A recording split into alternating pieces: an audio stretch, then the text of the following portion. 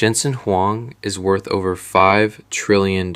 He did not invent artificial intelligence. He did not build ChatGPT. He did not create a single app that you use every day. But somehow, a quiet man in a leather jacket who started a company in a Denny's booth has become the most important human being in the history of technology. How do you do that without inventing anything? The answer is simple. You don't build the gold, you build the machine that mines it, and then you make sure nobody can mine without your machine. Jensen Huang built a cartel, not a drug cartel, not a weapons cartel, something far more powerful, an AI cartel, a legal, invisible, completely inescapable monopoly over the single most important resource on the planet right now, the ability to compute intelligence. And he built it in 4 steps. Step 1, build a company so boring, so nerdy, so completely unthreatening that absolutely nobody notices what you're actually doing, which is exactly what he did for 20 years. But before we get to the scheme, before the billions, before the leather jacket became a symbol of Silicon Valley domination, there's a 9-year-old boy standing in an airport in Kentucky, and he has absolutely no idea where he is. This is Oneida, Kentucky, 1972. A 9-year-old boy from Taiwan arrives in America. His uncle was supposed to enroll him in a prestigious prep school. He did not do that. He enrolled him in a reform school, a place for delinquent teenagers. Jensen was not a delinquent. He was 9 years old. He just had a spectacularly incompetent uncle. For 2 years, he was the smallest, most innocent kid in a school full of teenagers who thought anger management was something that happened to other people. He got bullied constantly, and every single morning, his assigned chore was to scrub the bathrooms. He cleaned toilets every day for 2 years. After his family settled in Oregon, Jensen graduated high school at 16, overachiever, got a degree in electrical engineering, a master's from Stanford, and then went to work at AMD, his future rival, which is a bit like Batman doing his intern year at the Joker's office. Then, in 1993, at 30 years old, he called 2 friends. They met at a Denny's in East San Jose, the same Denny's chain where Jensen used to scrub syrup off plates for minimum wage. Full circle. Poetic, really. They ordered coffee, opened their notebooks, and, completely casually, as if this was a normal Tuesday, designed a company that would one day be worth $5 trillion. The name? nvidia. The plan? Graphics chips for video games. The disguise? Absolutely perfect.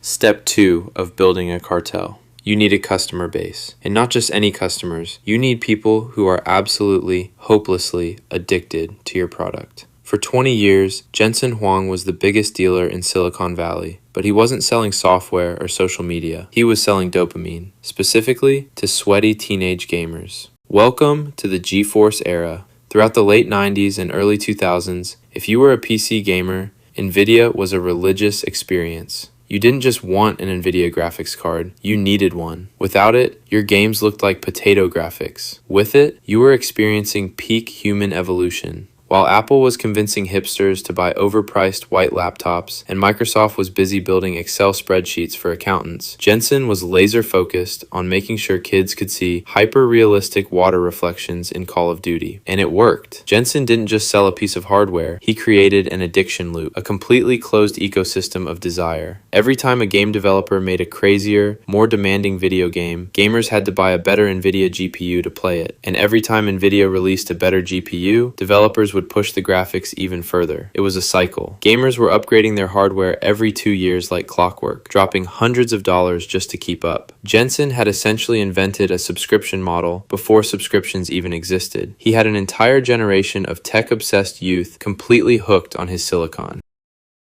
But then, in the mid-2000s and 2010s, something strange happened. A completely new wave of addicts showed up at NVIDIA's door. Crypto miners. It turned out that the exact same NVIDIA chips that rendered the explosions in Grand Theft Auto were uniquely perfect for solving the complex math required to mine Bitcoin and Ethereum. Suddenly, you had massive crypto mining farms buying up graphics cards by the pallet, thousands of them at a time. GPUs started selling out globally, prices skyrocketed. Teenagers who just wanted to play Minecraft couldn't afford to build a PC anymore because crypto bros were hoarding all the hardware. The gamers were furious. They felt betrayed. But Jensen was getting rich from both sides. He was supplying the gamers and the crypto miners. The dealer doesn't care why you're buying the product as long as the check clears. By this point, nvidia had transformed from a scrappy startup into an industrial powerhouse. Jensen had millions of loyal hardware addicts. He had a global supply chain capable of pumping out advanced silicon at a terrifying scale. He had the manufacturing muscle, the distribution network, and the capital. The disguise was fully operational. Everyone thought he was just the guy who made video games look pretty. He had the front. He had the customers. Now, all he needed was the lock. Step 3 of the Cartel playbook: set the trap. By 2006, Jensen Huang had a monopoly on PC gaming graphics, but he noticed something that absolutely nobody else in Silicon Valley understood yet. The way a graphics card renders a video game is by processing millions of tiny, simple calculations at the exact same time. It's called parallel computing. Most computer chips, like the ones Intel makes, act like one extremely smart professor. They can solve one very hard math problem at a time. But an nvidia GPU acts like 10,000 average students. If you give them 10,000 simple math problems, they will finish instantly. A GPU doesn't think harder, it thinks wider. And it just so happened that thinking wider is the exact mathematical foundation required to train artificial intelligence. So, Jensen made his move. He forced nvidia to spend billions of dollars building a software platform called CUDA. CUDA allowed anyone, anywhere, to program an nvidia graphics card to do regular math, not just video games. And then, he gave it away for free. Wall Street thought he had lost his mind. nvidia's stock plummeted. Investors screamed at him on earnings calls. Why would you spend billions developing software just to give it away to a bunch of nerds in university labs? Because the first hit is always free. For the next 10 years, a silent poison seeped into the tech industry. Every major university started teaching their computer science students how to use CUDA. Every AI framework, like PyTorch and TensorFlow, was built on top of CUDA. If you were an AI researcher writing a paper, you wrote it on CUDA, because it was the only software that worked.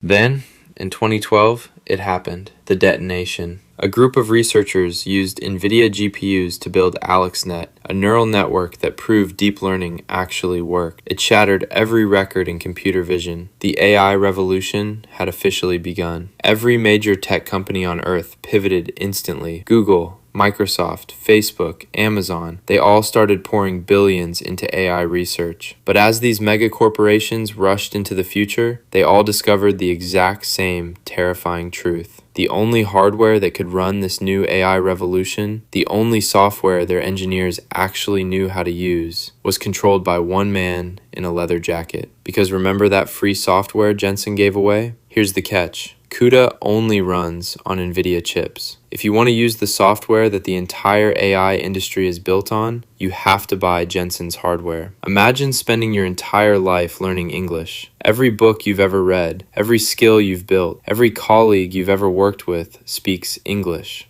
Now someone says, you can switch to Mandarin right now. It's totally free, but you have to relearn everything from scratch, retrain your entire team, and accept that your business might collapse while you figure it out. That is CUDA. Competitors like AMD and Intel have spent billions trying to build their own hardware and software alternatives. And technically, you can leave NVIDIA. You can switch. You just won't. The lock is set. Step 4 of the Cartel playbook. Collect. Once the tech industry is locked in, you do what any cartel does. You raise prices. In a gold rush, the richest man sells the shovels. Jensen's shovels are H100 GPUs. They cost $40,000 each. With 70% profit margins, that's not a business, that's a tax. Now the most powerful men in Silicon Valley are acting like street addicts. Mark Zuckerberg panic bought 350,000 GPUs. Elon Musk is stacking them floor to ceiling for a supercomputer. Sam Altman literally toured the world asking for $7 trillion to build his own chip factories to escape. He failed. Picture Zuck, Elon, and Sam outside a dealer's apartment at 3 a.m. Jensen opens the door wearing the leather jacket. You guys need more? Think this doesn't affect you? Ask ChatGPT a question. NVIDIA processes it. Google a result, filter an Instagram photo, play a Spotify song. Somewhere in the pipeline, an NVIDIA chip is doing the work. You didn't sign up for his cartel. You were born into it. You've been paying rent your entire digital life. But here's the terrifying part. NVIDIA doesn't even make its own chips. Every single piece of silicon is built by TSMC on one island, Taiwan. If Taiwan goes offline from a blockade or an earthquake, the global AI industry doesn't slow down, it stops. The front, the addiction, the trap, the collection. A perfect heist. Musk sells Mars. Zuckerberg sells the metaverse. Altman sells superintelligence. But none of them can deliver it without asking Jensen Huang for permission. And you're not at the table. You're just generating data, paying rent to a man you barely knew existed. He built the most powerful cartel in human history, starting in a Denny's booth. He never took off the leather jacket, and he never had to.